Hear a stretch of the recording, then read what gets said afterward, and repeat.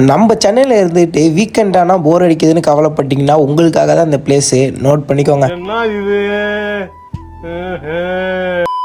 இது என்னதுன்னு பார்த்தீங்கன்னா, ரீசெண்டாக நம்ம வேளச்சேரியில் மகிழ்ச்சி வீதி நிகழ்ச்சி நடத்துனாங்க. அதாவது ஹாப்பி ஸ்ட்ரீட் நடத்துனாங்க. அதில் கலந்துக்கிட்டு நம்மளும் வைப் பண்ணோம்.